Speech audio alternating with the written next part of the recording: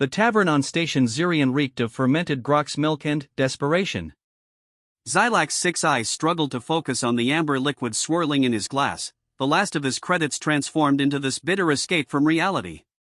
Around him, the usual collection of smugglers, pirates, and other galactic refuse conducted their business in hushed tones, but Xylac heard none of it.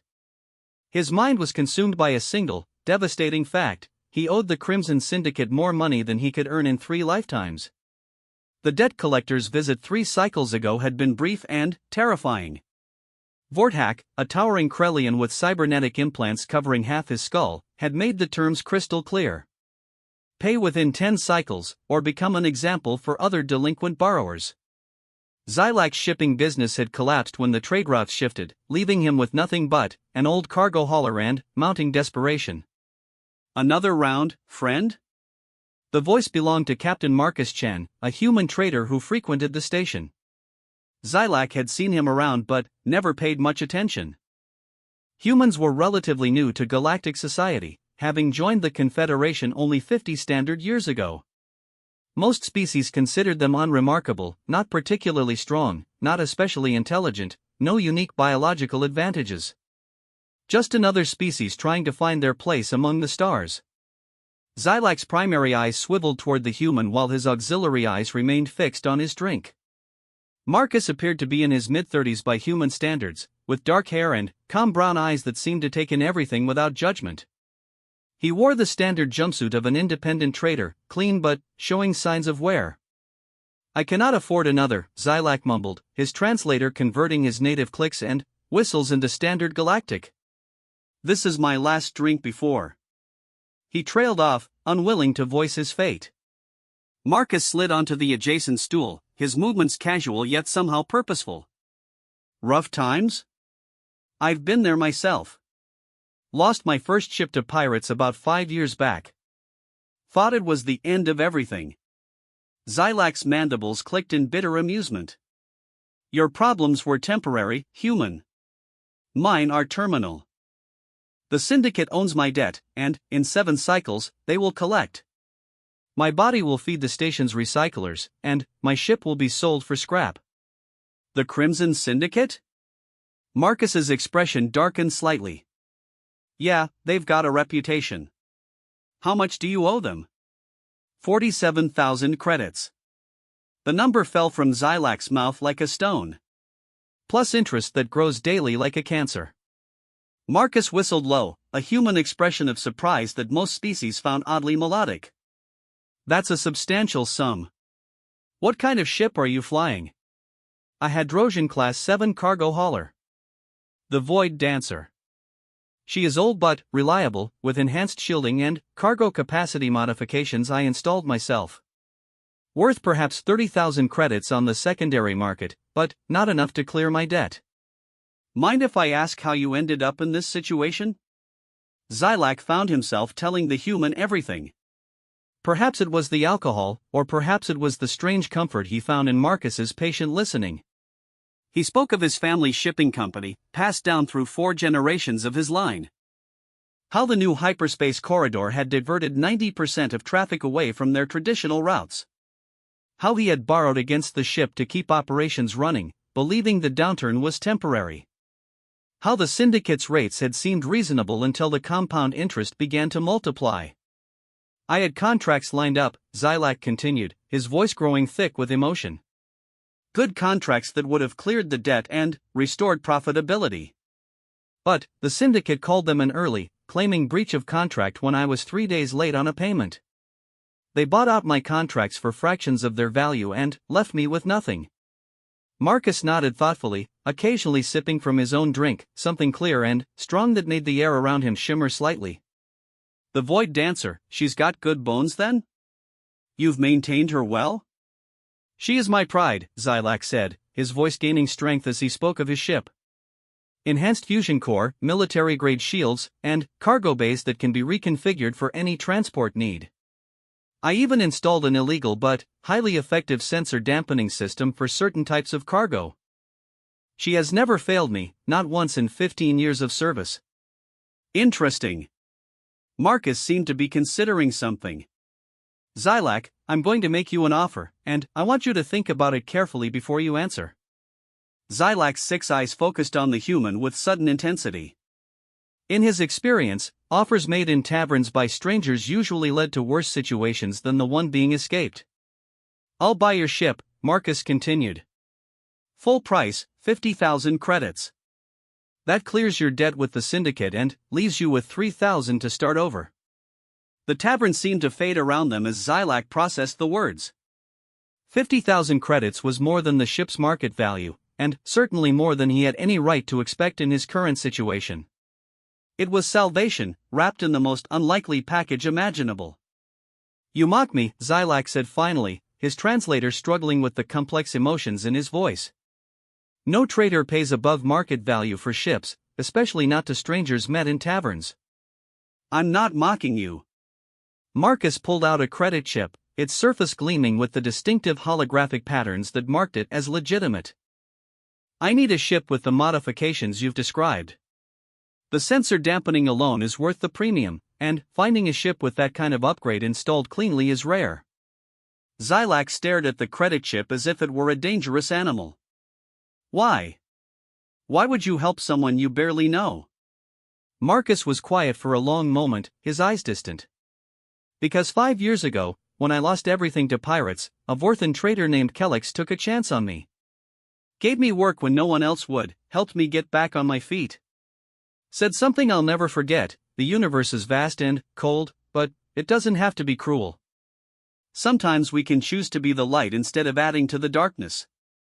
And, you believe this philosophy? I've seen enough cruelty in my travels. Figure it's time to balance the scales a little. Marcus slid the credit chip across the scarred surface of the bar. The offer stands. Think it over. Zilak reached out with a trembling appendage and touched the chip. His built-in scanner confirmed what his eyes told him, it was genuine, loaded with exactly 50,000 credits. More money than he had seen in months, enough to transform his death sentence into a new beginning. There must be conditions, he said, his voice barely above a whisper. Hidden terms. No one simply gives away such fortune. Only one condition, Marcus replied. I need you to pilot the ship for me for 1 year. Standard wages, plus room and board. Your knowledge of her systems and your experience with the trade routes will be valuable. After that year, you're free to do whatever you want with your 3,000 credits and whatever you've saved from your wages. The offer was too good to be true, yet the credit chip lay before him like solid proof of its reality. Zilak's analytical mind, trained through decades of commerce, searched for the trap. Humans were known for their unpredictability, but they were also known for their strange adherence to honor even when it disadvantaged them. What cargo will we be transporting? He asked, professional caution overriding desperate gratitude. Various goods. Some standard trade commodities, some more specialized items. Nothing that will get us executed by any government, I promise you that. I run a clean operation, even if I don't always work within every regulatory framework. Zilak understood. Gray market trading was common enough, especially in the outer systems where Confederation law was more suggestion than mandate. As long as they avoided truly dangerous cargo like weapons-grade materials or slave trading, the risks were manageable. You said you lost your ship to pirates, Zilak said, still searching for understanding. How did you acquire the resources to make such an offer? Marcus smiled, an expression that softened his features and made him appear younger. Let's just say I've been very fortunate in my recent business ventures. Found some opportunities that paid well above expectations. The evasion might have concerned Zilak under normal circumstances, but desperation had a way of softening such concerns. He looked around the tavern, at the dregs of galactic society drinking away their failures and disappointments. In 7 cycles, he could be dead. Or he could be working aboard his beloved ship under new ownership, with wages in his pocket and hope for the future. I accept, he said, his voice stronger than it had been in weeks. But, I have one condition of my own. Marcus raised an eyebrow, the human expression of curiosity. I want to understand why you are doing this. Not your philosophy, not your stories of past kindness. The real reason. No being in this galaxy makes such generous offers without personal motivation. For the first time since they had begun talking, Marcus hesitated. His eyes grew distant, and Xylac could see him weighing words carefully. Because I know what it's like to have everything taken from you by people who see you as nothing more than a resource to be exploited, Marcus said finally. And, because humans have a saying, what goes around, comes around. I've been the beneficiary of kindness when I needed it most. Now it's my turn to pay that forward. The sincerity in his voice was unmistakable, even filtered through the translator. Xylac found himself believing the human, despite every instinct that told him such generosity was impossible. Very well, Xylac said, reaching for the credit chip. The Void Dancer is yours, Captain Chen. When do we begin? Tomorrow morning, station time. Meet me at docking bay 77. We'll transfer ownership officially and begin loading our first cargo. As Xylac's appendages closed around the credit chip, he felt a strange sensation, something he had not experienced in months. Hope. The crushing weight of impending doom lifted from his shoulders, replaced by uncertainty but also possibility. They spent the next hour discussing the ship's specifications and systems. Marcus proved to be knowledgeable about starship engineering, asking detailed questions about the modifications and maintenance requirements. His questions were those of someone who understood both the technical and practical aspects of space travel. One more thing, Marcus said as they prepared to leave. I'll need you to keep our business arrangement confidential for now. There are people who might be interested in my activities, and I prefer to keep a low profile. Of course, Xylac agreed. Discretion is standard practice in our line of work. As they left the tavern, Xylac felt the eyes of other patrons following them. Word would spread quickly that the desperate Zephyrian had somehow acquired enough credits to pay off the syndicate. Such dramatic reversals of fortune were rare in places like Station Xerion, and they generated speculation. Outside the tavern, the station's artificial atmosphere hummed around them, recycled and filtered but carrying the sense of a dozen different species. The observation deck offered a view of space beyond, stars scattered like diamonds against the void. Somewhere out there, the Void Dancer waited in her docking bay, soon to begin a new chapter in her long service. Xylac, Marcus said as they reached the lift that would take them to the station's main thoroughfare. I want you to know that I don't see this as charity. I see it as an investment in partnership. Your skills and knowledge are valuable, and I expect this arrangement to benefit both of us. The words meant more to Xylac than Marcus probably realized. To be seen as valuable rather than desperate, as a partner rather than a burden, it had been too long since anyone had offered him such respect. I will not disappoint you, Captain Chen, Xylac replied, his voice formal with the weight of genuine commitment. The Void Dancer will serve us well, and I will ensure that your investment proves wise. As the lift carried them upward toward the residential sections, Xylac caught his reflection in the polished walls. For the first time in months, his posture was straight, his primary eyes focused forward rather than downcast in shame. Tomorrow would bring new challenges, new uncertainties, but also new possibilities. The human had given him more than money or employment. He had given him back his dignity and his future. Whatever Marcus Chen's true motivations, whatever lay ahead in their partnership, Xylac would remember this moment. The moment when a stranger's unexpected generosity had transformed despair into hope. Behind them, the tavern continued its nightly ritual of harboring the desperate and the lost. But Xylac was no longer among them. He was a starship pilot again, with a ship to fly and a future to build. The universe might be vast and cold, but perhaps Marcus was right. Perhaps they could choose to be the light instead of adding to the darkness. The lift reached the residential level, and they parted ways with plans to meet early the next morning. As Xylac walked toward his modest quarters, the credit chip secure in his possession, he began to plan. First, he would transfer the credits to clear his debt with the syndicate. Then, he would gather his personal belongings and prepare for departure. The Void Dancer would fly again, and he would be at her helm. For the first time in months, Xylac allowed himself to imagine a future beyond mere survival. Whatever adventures lay ahead with his mysterious human benefactor, they could hardly be worse than facing Vortex enforcers. And, perhaps, if fortune smiled upon them both, they might be the beginning of something truly remarkable. The next morning arrived with the artificial dawn cycle that marked station time throughout Xerion. Xylac had barely slept, his mind racing with possibilities and concerns about his dramatic change in fortune. He arrived at docking bay 77 precisely at the agreed time, carrying his few personal possessions in a worn travel case. The Void Dancer sat in her berth like a sleeping giant, her hull reflecting the bay's harsh lighting. She was not beautiful by conventional standards, Hadrosian engineering favored function over form, but, to Xylac she was magnificent. Her enlarged cargo bays created an asymmetrical silhouette, while the upgraded shield generators gave her a bulkier appearance than standard models. Scorch marks along her flanks told stories of encounters survived and challenges overcome. Marcus was already there, standing beside a hovercart loaded with various containers and equipment. He wore the same practical jumpsuit as the night before, but Xylac noticed the subtle confidence in his posture, the way his eyes constantly scanned their surroundings. This was a man accustomed to being alert, prepared for trouble. "She's beautiful," Marcus said, genuine appreciation in his voice as he looked up at the ship. "The modifications are even better than you described. Whoever did the integration work was an artist."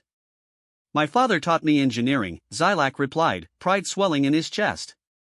His father taught him. The Void Dancer represents 4 generations of accumulated knowledge and skill. Then, she's in good hands with both of us. Marcus pulled out a portable terminal and began calling up legal documents. "Let's make this official. I've prepared the transfer papers and cleared the transaction with station authority. Your debt to the syndicate has also been paid in full as of 1 hour ago."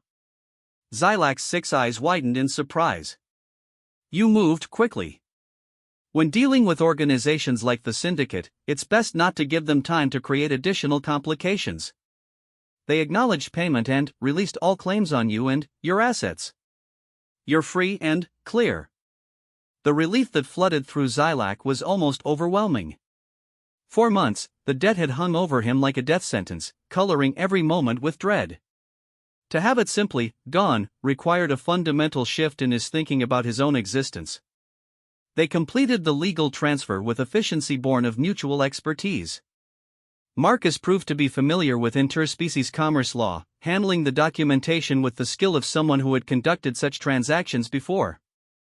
Within an hour, the Void Dancer legally belonged to Marcus Chen, with Xylac listed as her chief pilot and engineering officer. "Now," Marcus said, sealing the last document in the ship's registry system, "let's talk about our first job." He led Xylac up the cargo ramp into the ship's familiar interior. The corridors were exactly as Xylac had left them, clean, well-maintained, but showing the wear of years in service. Marcus examined everything with professional interest, running his hands along bulkheads and asking specific questions about systems integration. They reached the ship's small conference room, where Marcus spread out a star chart on the central table. His finger traced a route from their current position toward the outer rim territories. "We're taking specialized medical equipment to the colony world of Kepler's Hope," he explained. "The settlement is dealing with an outbreak of Rigelian fever, and they need treatment pods that can only be manufactured here in the core systems." Xylac studied the route, his experienced eye noting the challenges. "This path takes us through the Veil Nebula. That region is known for pirate activity, and sensor efficiency drops by 60% within the nebula's charged particle fields. Exactly why they need a ship like the Void Dancer. Your sensor dampening modifications will help us avoid detection, and your enhanced shields can handle both the nebula's interference and potential hostile action.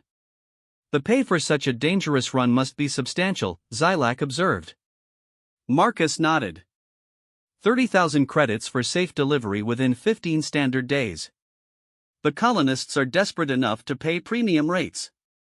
It was excellent money for a single job, though Xylac understood why. The Veil Nebula had claimed dozens of ships over the past year, and most legitimate shipping companies refused to service routes that pass through it. Only independent operators with enhanced ships and experienced crews were willing to take such risks. "I know the nebula," Xylac said. "There are safe passages, but they require precise navigation and timing. The charged storms shift patterns every few hours. which is why I need the best pilot I can find. Marcus rolled up the chart. What do you think? Can the Void Dancer handle it? Zilak felt the familiar thrill of a challenging run calling to his pilot's instincts. She can handle anything the nebula throws at us. But the pirates are a different concern. The Red Claw Consortium has been active in that region, and they have fast attack ships specifically designed for nebula operations. We'll deal with that if it becomes necessary. For now, let's focus on preparation. How long do you need to run full diagnostics and prepare for departure? 6 hours for complete system checks. We should also stock additional provisions and spare parts. Nebula crossings are hard on equipment. They spent the morning working through preparation lists and loading the medical cargo. Marcus proved to be far more hands-on than most ship owners, personally inspecting each piece of equipment and helping with the loading process. His knowledge of cargo handling surprised Zilak. Most traders left such work to their crews. The medical equipment itself was impressive. Each treatment pod was worth more than most ships, containing advanced nanotechnology and biological systems that could diagnose and treat dozens of different conditions. Zilak had never seen such sophisticated medical devices, and their presence made him realize the true value of their cargo. These pods could save thousands of lives, Marcus said, noticing Zilak's examination of the equipment. Regelian fever has a 90% fatality rate without proper treatment. The colonists on Kepler's Hope have been fighting the outbreak for 3 months. Then, we will ensure they arrive safely, Zilak replied with conviction. The Void Dancer has never failed to complete a delivery. As they worked, other crew members began arriving. Marcus introduced them as they came aboard. Elena Vasquez, a human engineer with expertise in both ship systems and medical technology, Thorek, a massive Gorvani who served as security officer and cargo specialist, and Yuki, a young human who handled communications and sensor operations. The diversity of the crew surprised Zilak. Most independent traders operated with minimal crew, usually family members or long-term partners. This group had the feel of professionals who had worked together before, each bringing specialized skills to their roles. Elena proved particularly interesting. She examined the ship's systems with the eye of someone who understood both the original design and the modifications. Her suggestions for optimizing engine efficiency showed deep knowledge of Hadrosian engineering principles. You've done beautiful work with the power distribution, she told Zilak. The integration between the enhanced shields and the dampening system is elegant. Most engineers would have created interference issues trying to run both systems simultaneously. The praise meant a great deal coming from another professional. Zilak found himself enjoying the technical discussions that arose as they prepared the ship for departure. It had been too long since he had worked with people who appreciated the subtleties of starship engineering. Thorek, meanwhile, focused on security preparations. The Gorvani species was known for their size and strength, but this individual also demonstrated tactical thinking and attention to detail that went beyond mere muscle. He discussed defensive positions and emergency protocols with the methodical approach of trained military personnel. The nebula will limit our sensor range, Thorek rumbled in his deep voice, but it also limits theirs. We have advantages if we use them correctly. Yuki, youngest of the group, brought energy and enthusiasm that reminded Zilak of his own early years in space. Her questions about the ship's systems showed curiosity and intelligence, while her familiarity with advanced communication equipment suggested considerable experience despite her apparent youth. By mid-afternoon, the Void Dancer was ready for departure. All systems showed green on the status boards, cargo was properly secured, and the crew had completed their preparation routines. Marcus gathered everyone in the common area for a final briefing. Our route will take us directly through the Veil Nebula's central passage, he began, calling up a detailed navigation chart. Transit time will be approximately 4 days, assuming we encounter no delays. The nebula's interference patterns are unpredictable, so we'll need to stay flexible with our course adjustments. He paused, his expression growing serious. I want everyone to understand the risks we're facing. The Red Claw Consortium has been attacking shipping in this region, and they won't hesitate to destroy us if they think we're carrying valuable cargo. Our only advantages are the Void Dancer's stealth capabilities and our knowledge of safe passages. What about Confederation patrols? Elena asked. Minimal presence in the outer nebula. We're essentially on our own until we reach Kepler's Hope. Thorek leaned forward, his massive frame casting shadows across the table. Rules of engagement? Avoid contact if possible.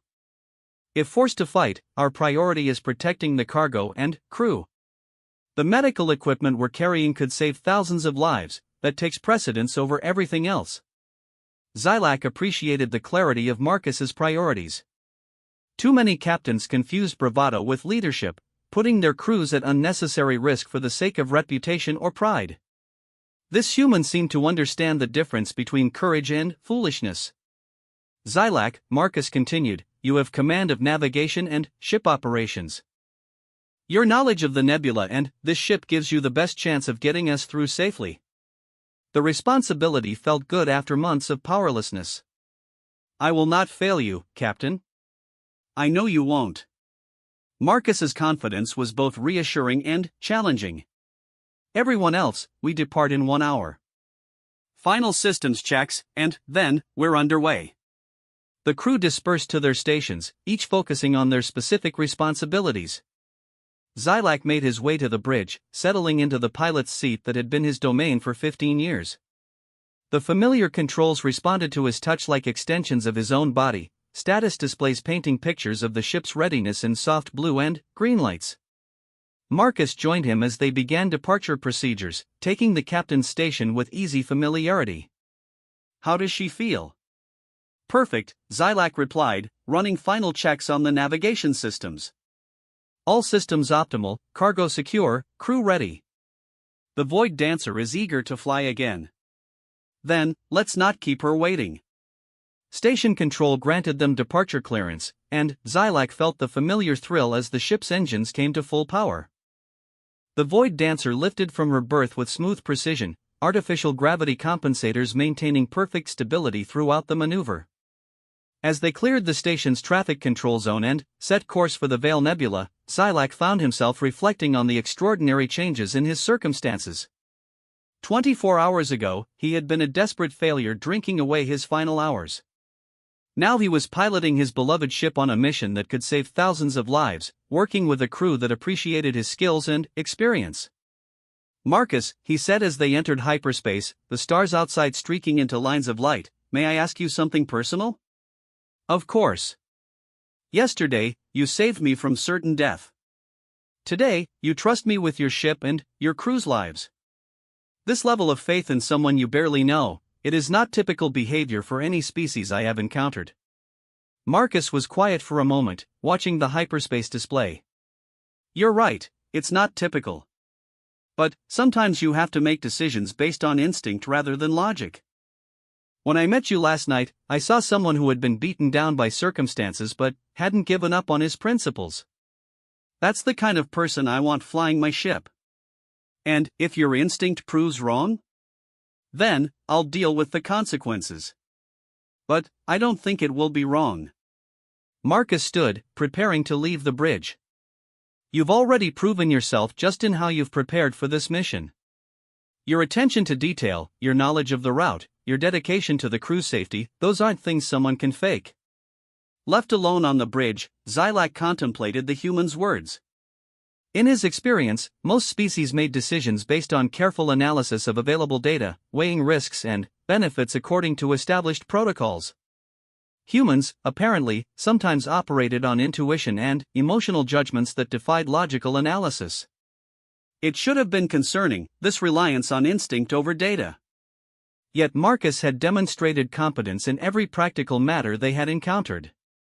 His crew was professional and skilled, his ship was well equipped and maintained, and his mission planning showed thorough attention to detail. Perhaps there was wisdom in the human approach that other species overlooked. Perhaps the ability to make rapid decisions based on incomplete information was actually an advantage in the unpredictable environment of space travel. The hyperspace journey would take 18 hours, giving them time to rest and prepare before reaching the nebula's edge. Zilak set the navigation systems to automatic and began reviewing the route data one final time. Every course correction, every potential hazard, every alternative path needed to be memorized and understood. The Veil Nebula was beautiful from a distance, a sprawling cloud of ionized gases and charged particles that painted space in brilliant colors. Up close, it was one of the most dangerous regions in known space, where instruments failed and ships could vanish without trace.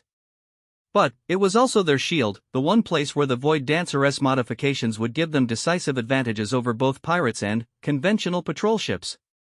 In the nebula, stealth and skill mattered more than raw firepower or superior numbers. As the ship hummed through hyperspace toward their destination, Zilak allowed himself to feel something he had not experienced in months: excitement for the challenge ahead. Whatever dangers awaited them in the Veil Nebula, he would meet them with confidence in his ship, his crew, and his own abilities. The universe was vast and full of hazards, but it was also full of possibilities. Marcus Chen had reminded him of that truth, and now it was time to prove worthy of the faith that had been placed in him. Tomorrow they would enter the nebula, and the real test would begin. The edge of the Veil Nebula shimmered before them like a wall of liquid starlight. Ribbons of ionized gas stretched across space in impossible colors: deep purples, brilliant golds, and electric blues that no planet-bound being had ever seen. Beautiful and deadly, the nebula had claimed more ships than any pirate fleet, its charged particles capable of overloading systems and scrambling navigation equipment. Dropping out of hyperspace now, Zilak announced, his six eyes focused on the complex instrument readings that surrounded his station. The Void Dancer shuddered slightly as she transitioned back to normal space, her engines adjusting to the electromagnetic interference that marked the nebula's boundary. Marcus studied the tactical display from the captain's chair, noting the immediate degradation in their sensor efficiency. How far can we see? Sensor range is down to 37% of normal, Yuki reported from the communications station. The charged particle density is higher than projected. We're essentially flying blind beyond 2 light minutes. Elena's voice came from engineering over the ship's communication system. All systems stable, but I'm reading fluctuations in the shield generators. Nothing dangerous yet, but the interference is stronger than expected. Thorek, manning the security station, rumbled with concern. This works both ways. We cannot see them, but they cannot see us. Advantage unclear. Zilak began the delicate process of navigating into the nebula proper.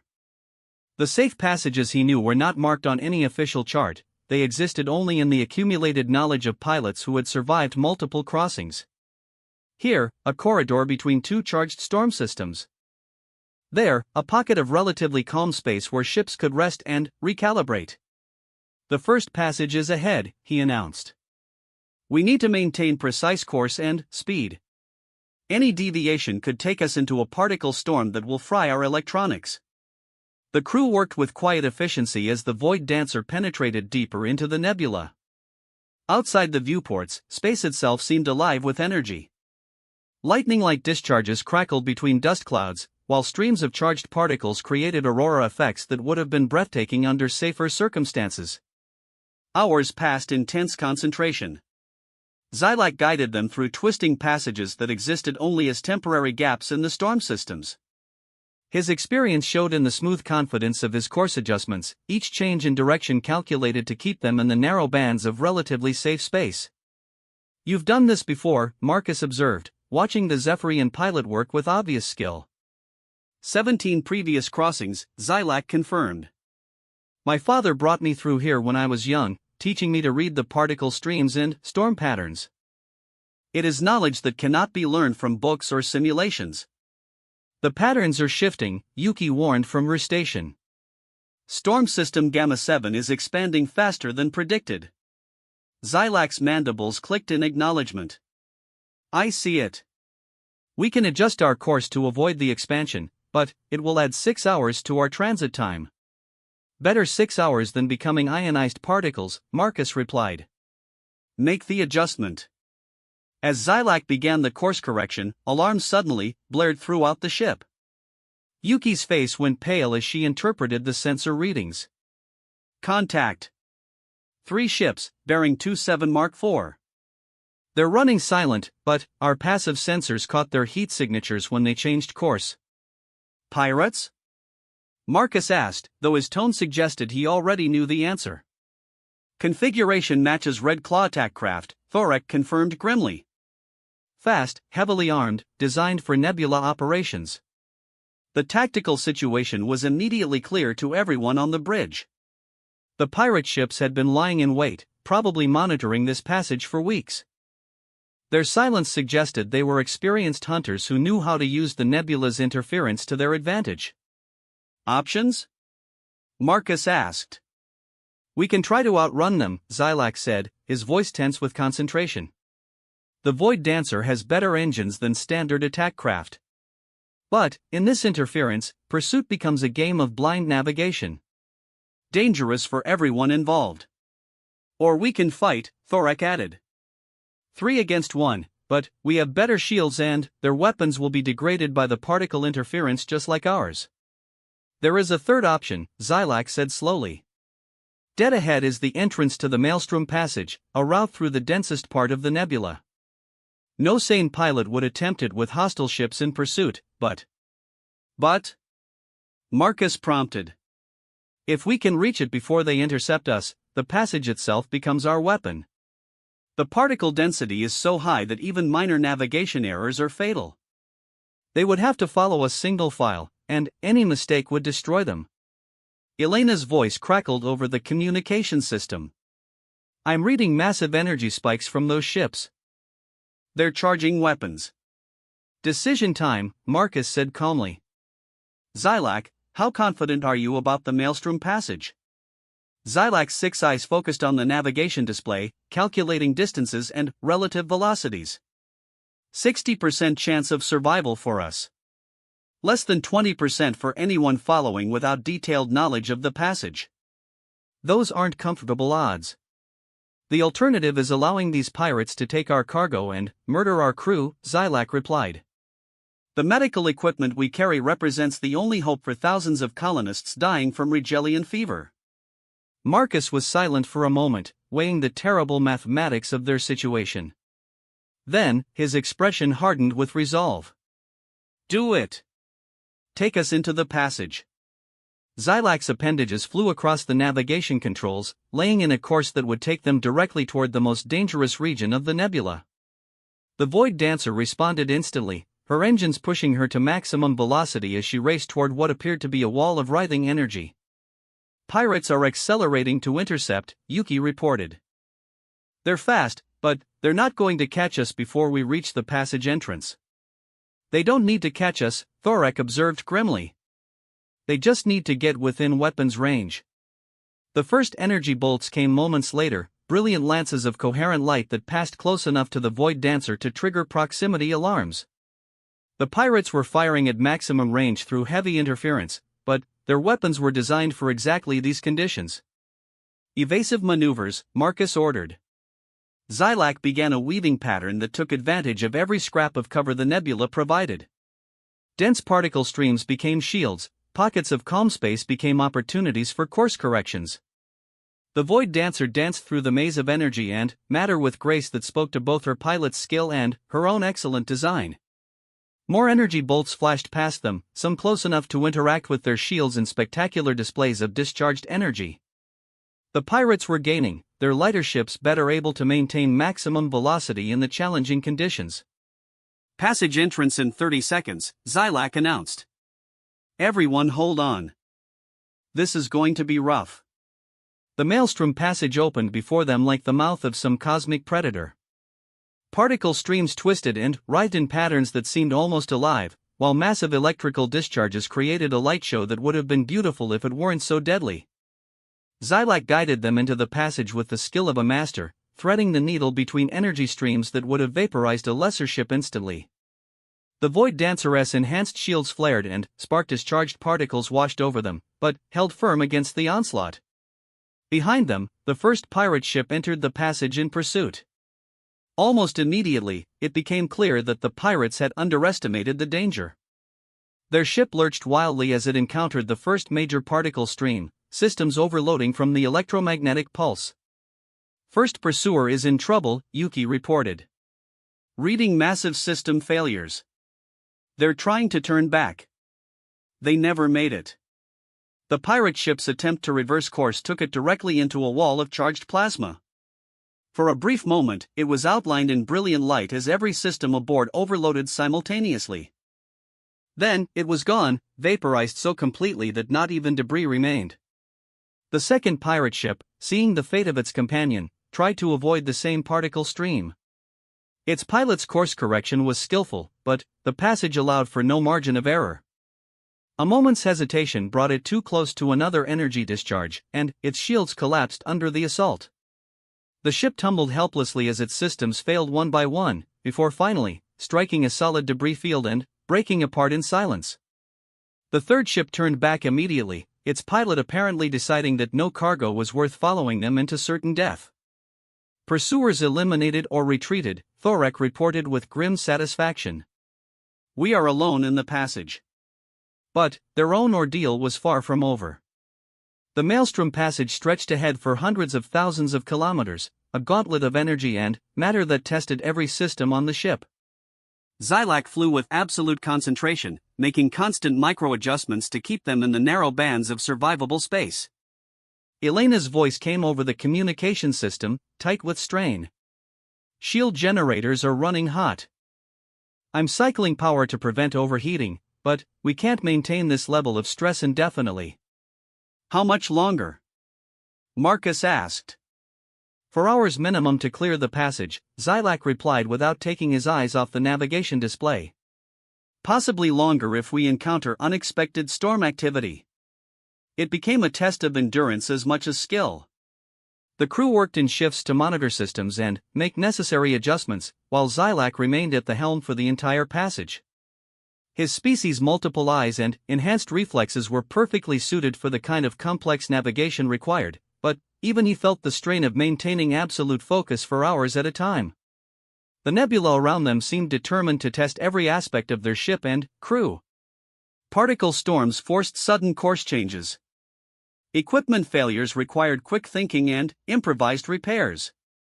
At one point, a massive electrical discharge passed so close that it temporarily knocked out their communication systems, leaving them flying blind and deaf for 20 terrifying minutes. Through it all, the crew worked together with the kind of coordination that spoke to both professional competence and growing mutual trust. Elena's engineering expertise kept their systems functioning under impossible conditions. Thorek's tactical analysis helped them anticipate and avoid the worst hazards. Yuki's communication skills became crucial when they needed to coordinate complex maneuvers with minimal sensor data. And Marcus provided the steady leadership that held them all together when the stress threatened to overwhelm individual members of the crew. His calm confidence in their abilities never wavered, even when their situation seemed hopeless. There, Xylac said finally, exhaustion evident in his voice. The passage exit. We have survived the maelstrom. Ahead of them, the chaotic energy patterns began to give way to the more predictable interference of normal nebula space. The Void Dancer emerged from the passage like a ship sailing out of a hurricane into merely rough seas. All systems report nominal, Elena announced with obvious relief.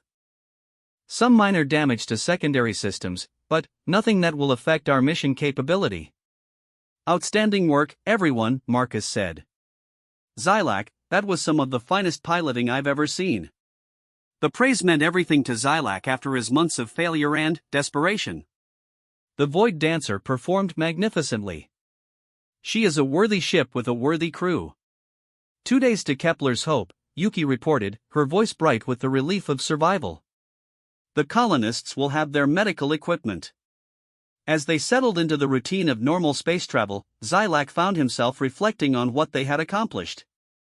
They had faced impossible odds and survived through a combination of skill, courage, and teamwork. More importantly, they had done it in service of saving lives. The medical equipment in their cargo bay would mean the difference between life and death for thousands of people. It was the kind of mission that reminded him why he had become a pilot in the first place. Not for profit or adventure, but for the fundamental satisfaction of using his skills to make a difference in the universe. Marcus, he said as they approached their first rest period since entering the nebula. I begin to understand why you made the offer you did back on Station Zirion. Oh? You spoke of choosing to be light instead of adding to darkness.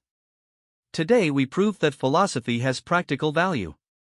We could have taken easier cargo, avoided the risks. But, we chose to help people who desperately needed help. Marcus nodded thoughtfully. The universe gives us choices every day. We can choose to help or to ignore suffering. We can choose to take risks for others or play it safe for ourselves. The accumulation of those choices defines who we are. And, who are we becoming? Something better than we were yesterday, Marcus replied. And, hopefully, something worth becoming tomorrow. The Void Dancer continued through the calmer regions of the nebula, carrying her precious cargo toward people who needed it desperately.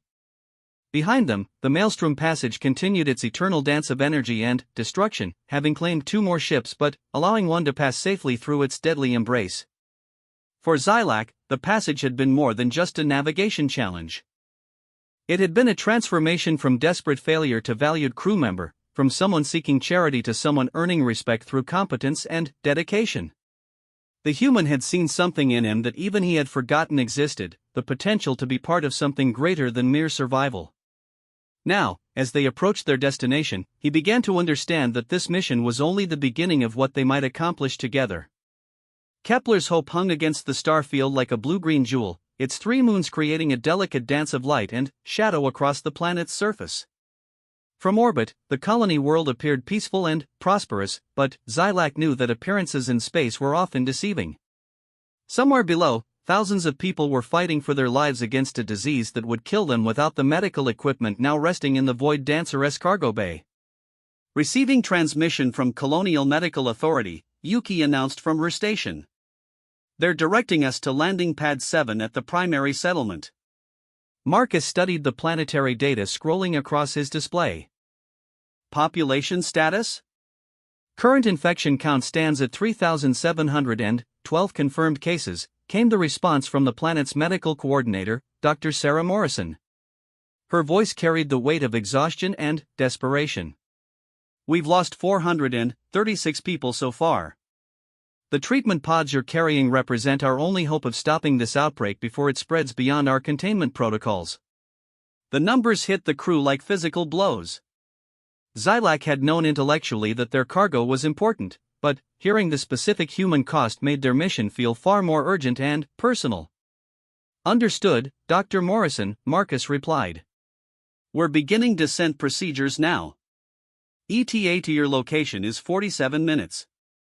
As the Void Dancer entered the planet's atmosphere, Zilak could see the evidence of the crisis spreading across the landscape below. The main settlement, designed to house 50,000 colonists, showed clear signs of quarantine protocols.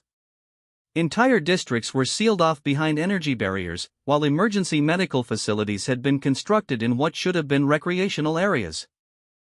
It's worse than the reports indicated, Elena observed from her engineering station.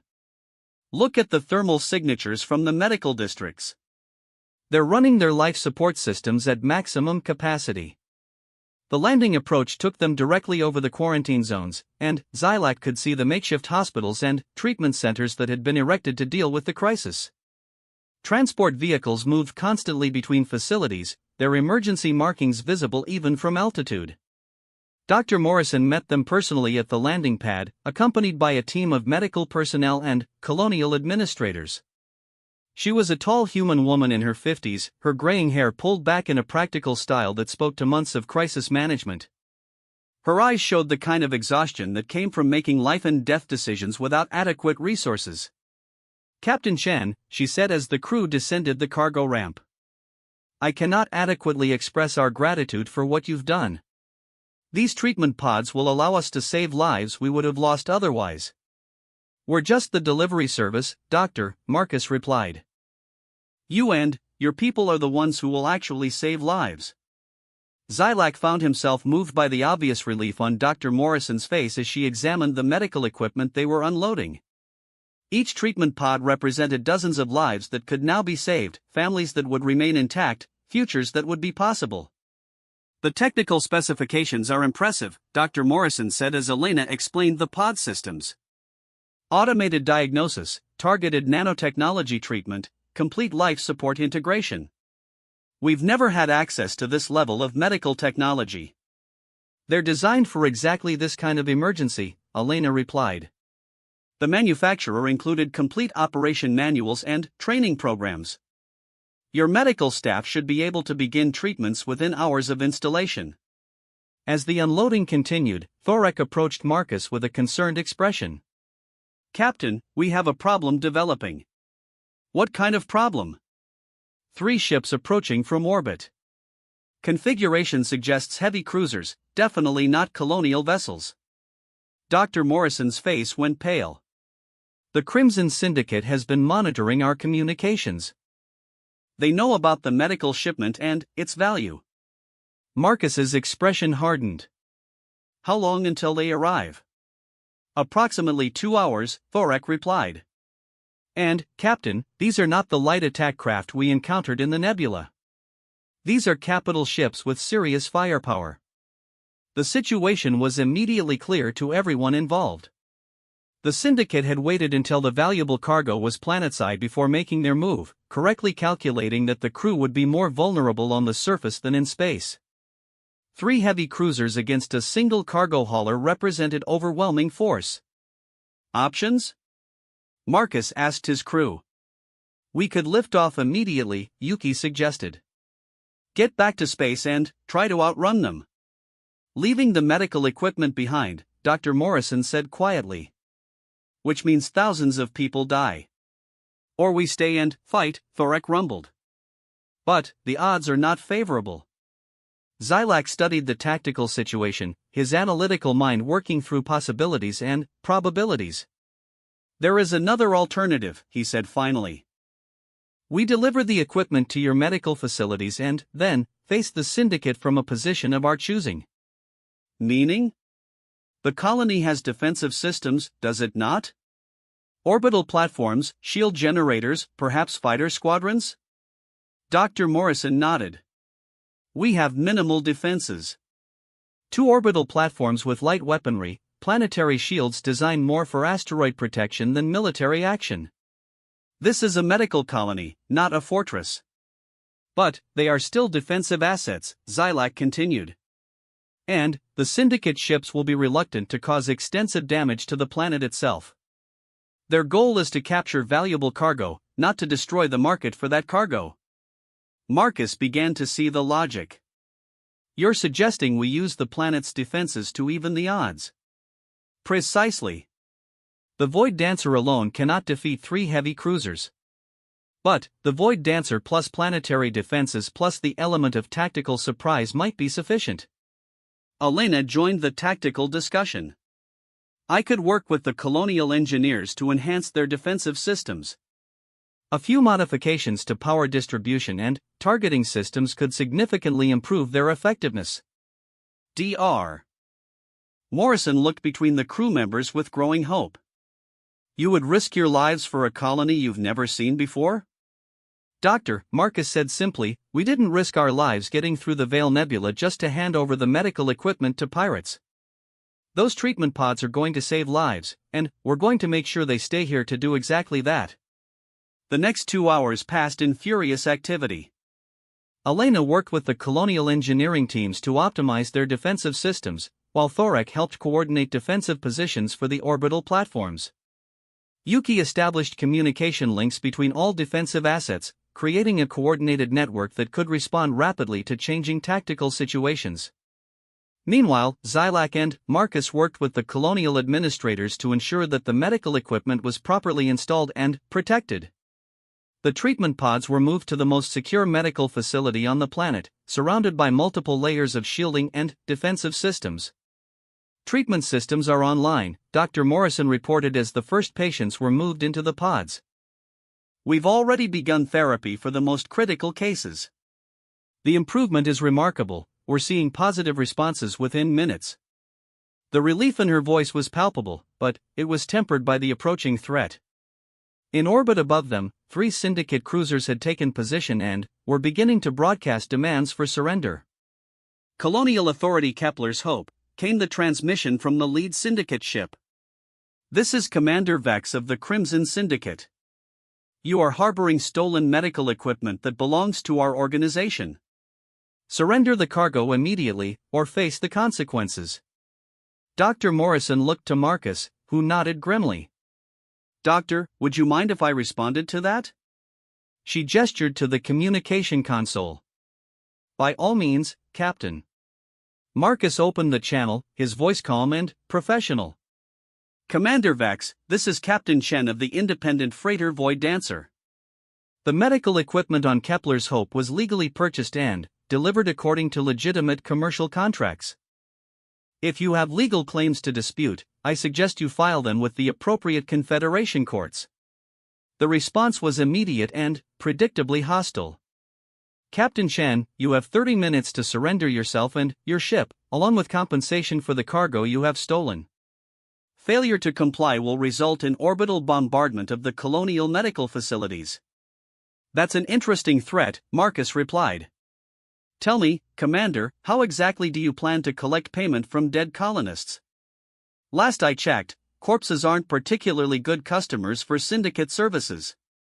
Elena's voice came over the internal communication system. Defensive systems are optimized and ready. Colonial platforms report full combat readiness. Zilak took his position at the Void Dancer's helm, feeling the familiar weight of responsibility settling around him. Ship systems nominal. We are ready for combat operations. All right, people, Marcus announced to both his crew and the colonial defenders. We're going to show the Syndicate that there are still people in this galaxy who will stand up to bullies. Remember, our goal is not to destroy them, it's to make attacking us more expensive than it's worth. The first phase of the battle began as the Void Dancer lifted off from the planetary surface, using the colony's orbital facilities as cover. The Syndicate ships immediately moved to intercept, but their positioning was poor for coordinated attack. They had expected to face defenseless civilians, not organized resistance. They're splitting their formation, Yuki reported. 2 ships moving to flank us, 1 maintaining overwatch position. Exactly what we want them to do, Zilak replied, adjusting their course to take maximum advantage of the orbital platform's firing solutions. They're thinking like pirates instead of naval officers. The first exchange of fire came as the Void Dancer passed between the 2 orbital platforms, drawing the Syndicate ships into range of the enhanced defensive systems. Elena's modifications proved their worth immediately, with the platform weapons achieving targeting locks and firing solutions that surprised the attacking forces. One of the flanking cruisers took direct hits from both platforms simultaneously, its shields flaring and failing under the concentrated fire. The ship's commander, apparently shocked by the effectiveness of what should have been minimal defenses, pulled back to reassess the situation. 1 down, 2 to go, Thorek announced with satisfaction. They were not expecting coordinated resistance. But the Syndicate forces adapted quickly. The remaining 2 ships began focusing their fire on the orbital platforms, attempting to eliminate the defensive installations before dealing with the Void Dancer. Their heavy weapons caused significant damage, forcing the platform crews to fall back on emergency procedures. Platform 2 was reporting shield failure, came the transmission from the Colonial Defense Coordinator. They're requesting permission to abandon station. Negative, Marcus replied immediately. Elena, can you reroute power from our shields to reinforce theirs? Already on it, Elena responded. Establishing power transfer beam now. The Void Dancer's enhanced power systems proved their worth as Elena managed to project a protective energy field around the damaged platform. The Syndicate ships found their target suddenly much more resilient, buying precious time for the platform crew to effect emergency repairs. Meanwhile, Zilak had been studying the enemy formation and movement patterns, looking for weaknesses to exploit. His years of experience flying through dangerous regions had taught him to think tactically, to see opportunities where others saw only threats. Marcus, he said suddenly. I have an idea, but it will require precise timing and significant risk. I'm listening. The Syndicate ships are powerful, but they are also large and not particularly maneuverable. If we can lure them into the planet's upper atmosphere, we can use atmospheric friction and gravity to our advantage. Marcus understood immediately. You want to drag them down where their size works against them. Precisely. The Void Dancer can operate in atmospheric conditions that would stress larger vessels. And if they follow us down, they will be vulnerable to surface-based defensive systems. It was a dangerous gambit, but the alternative was a prolonged battle they could not win. Marcus made the decision quickly. Do it. Xylax sent the Void Dancer diving toward the planet's surface, broadcasting false distress signals to suggest they were fleeing in panic. The Syndicate ships followed, their commanders apparently convinced they were pursuing a damaged and desperate freighter. What they found instead was a carefully planned trap. As the enemy ships entered the upper atmosphere, colonial surface batteries that had remained hidden throughout the battle opened fire.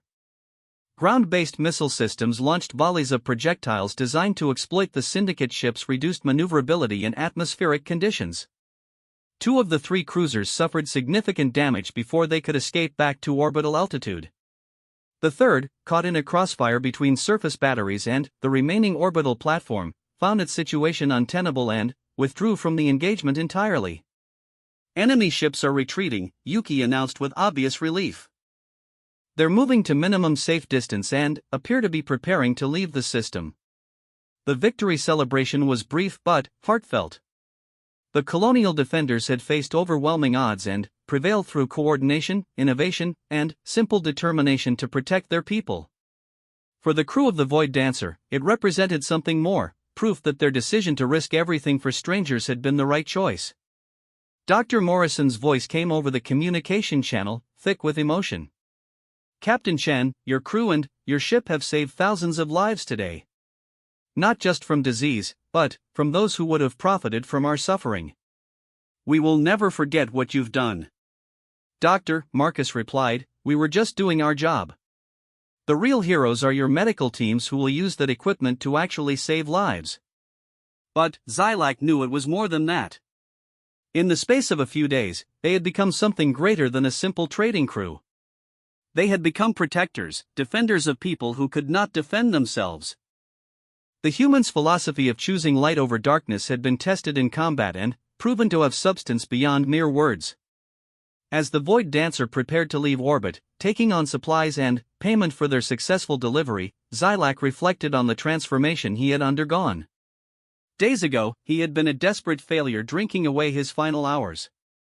Now he was part of something that mattered, something that made a real difference in the lives of others. The universe was still vast and cold, but perhaps Marcus had been right. Perhaps they could choose to be the light instead of adding to the darkness. Perhaps, in small ways and large, they could make the galaxy a better place for everyone who called it home. 6 months later, the Void Dancer drifted in the shadow of an asteroid field near the Helix system, her crew gathered around the common room table studying their latest contract offer. The ship bore new scars from recent adventures, a plasma burn along her starboard hull from their encounter with slavers in the Rigel sector, fresh armor plating where pirates had tried to breach their cargo bay, and enhanced weapon systems that Elena had integrated during their last maintenance cycle. More importantly, the crew itself had changed. They moved with the confident coordination of people who had faced death together and emerged stronger for it. Xylax no longer carried himself with the defeated posture of a failed merchant, but with the quiet pride of someone who had found his place in the universe. The others showed similar transformations. Elena had become more than an engineer, evolving into a tactical innovator whose modifications had saved their lives repeatedly. Thorex's military experience had been refined by their unconventional missions into something approaching art. Yuki had grown from an enthusiastic communications officer into the crew's primary intelligence analyst and strategic planner. So, Marcus said, reviewing the contract details on his portable terminal, let me make sure I understand this correctly. The Altarian Mining Consortium wants us to transport what they claim is geological survey equipment to an unexplored system in the outer reach. Elena leaned back in her chair, skepticism evident in her expression. Geological survey equipment that requires military-grade shielding and quantum encryption storage? And they're offering triple standard rates for what should be a routine cargo run, Yuki added. Plus hazard pay and a completion bonus that's larger than most ships earn in a year.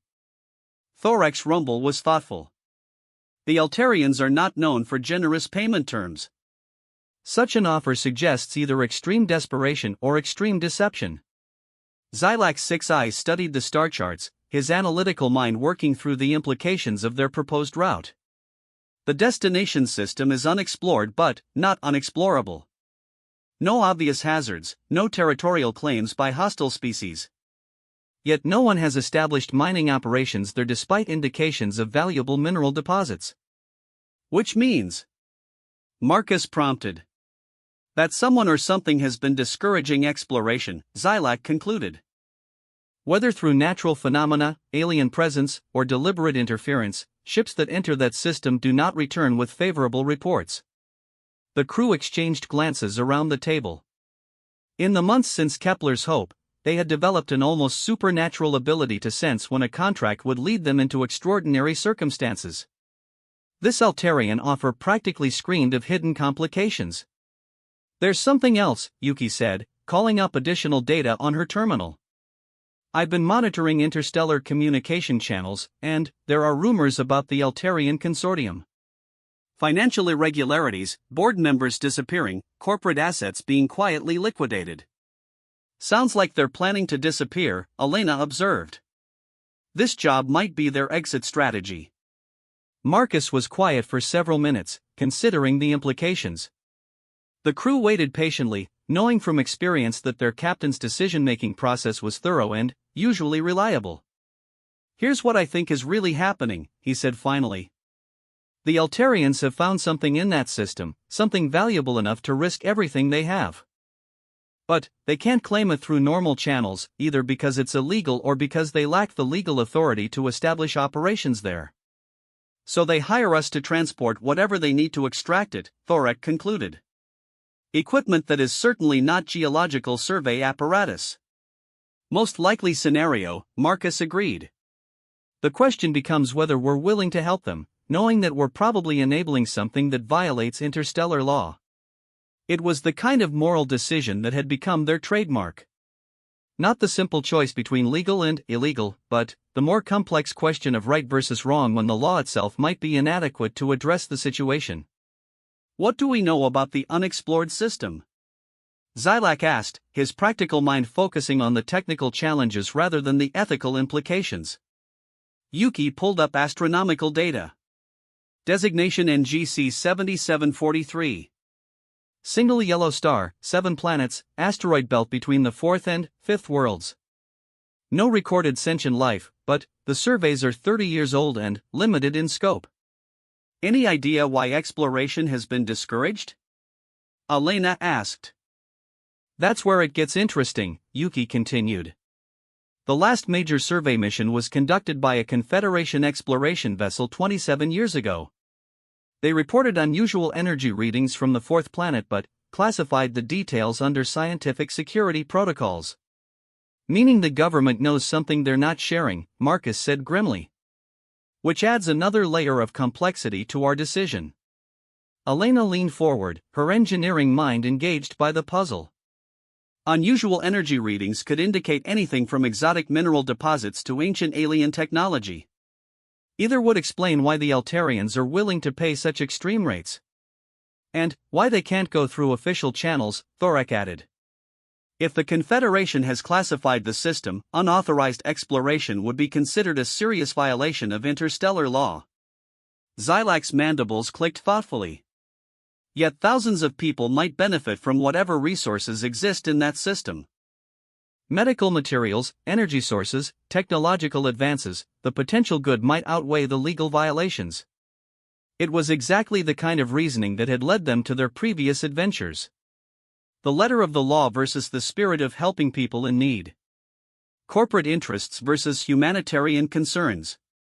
Individual profit versus collective benefit. There's another consideration, Marcus said. In the months we've been operating together, we've made enemies.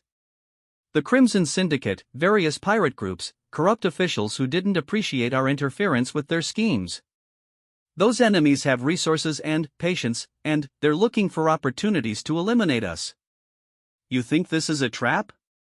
Elena asked. I think it's possible. The Eltarians might be working with people who want us to disappear into an unexplored system where our deaths could be explained as an unfortunate exploration accident.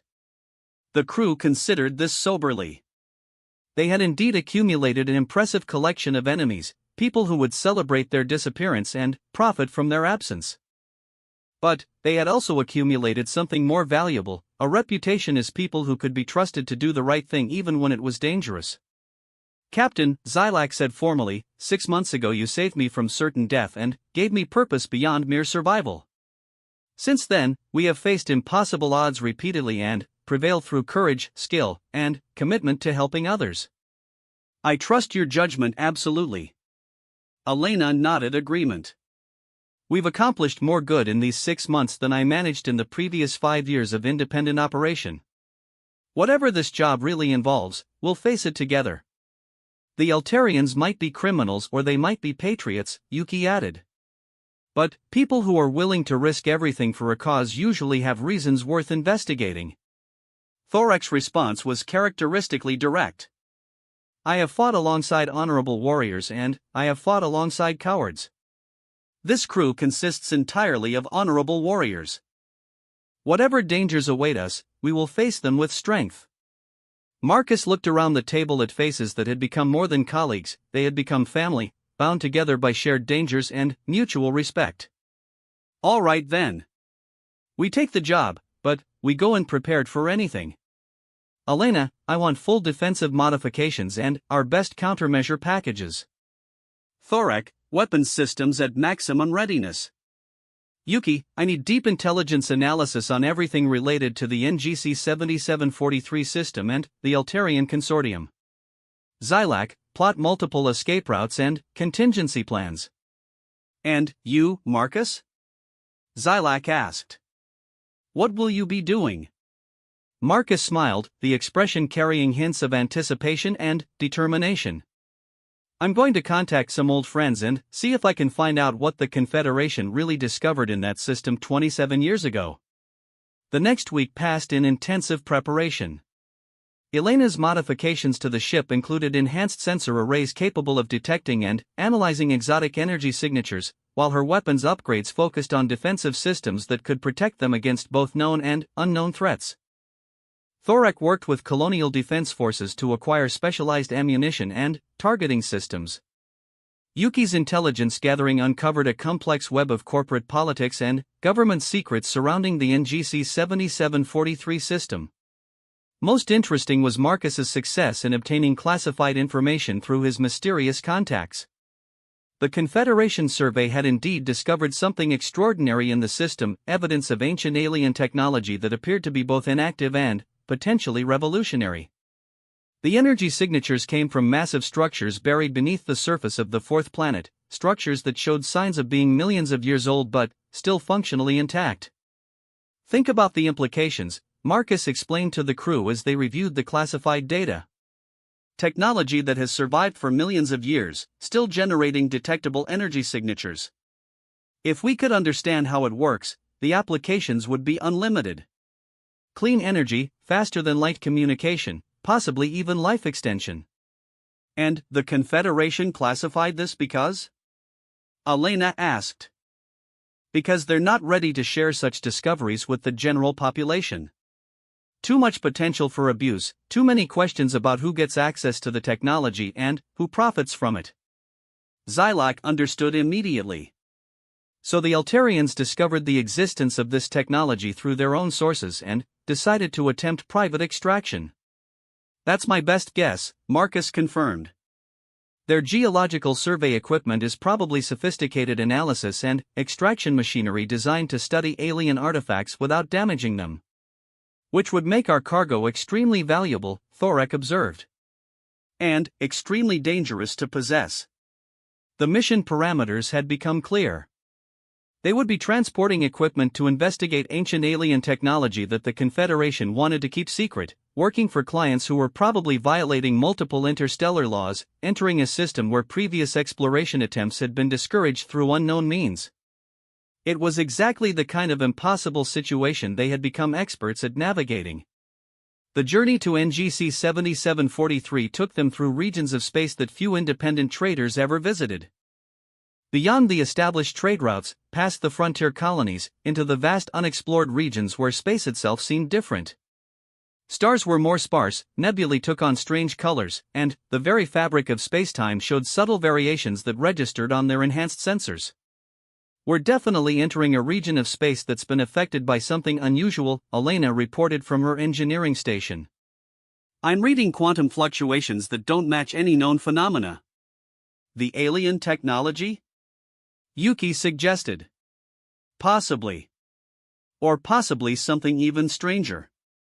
These readings suggest that the normal laws of physics are flexible in this region." When they finally reached the NGC 7743 system, the reason for the Confederation's secrecy became immediately obvious. The fourth planet glowed with a soft, pulsing light that had nothing to do with reflected sunlight.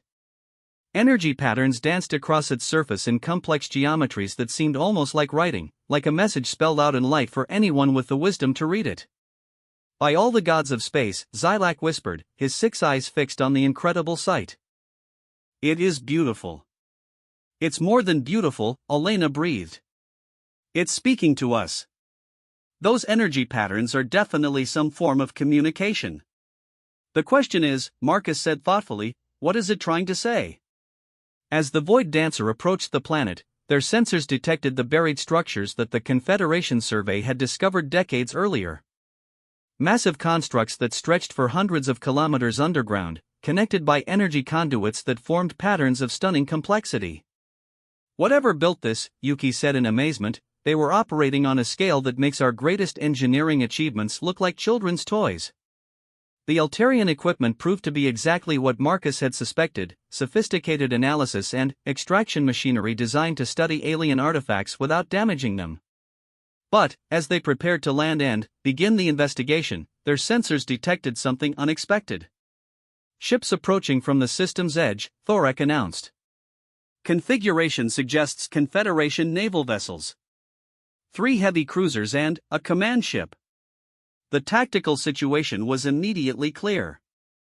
The Confederation had been monitoring the system, waiting to see who would attempt unauthorized exploration.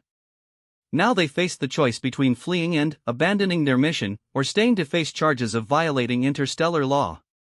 "Marcus," Zilak said calmly, "what are your orders?" Marcus studied the approaching ships, then looked at the glowing planet below them.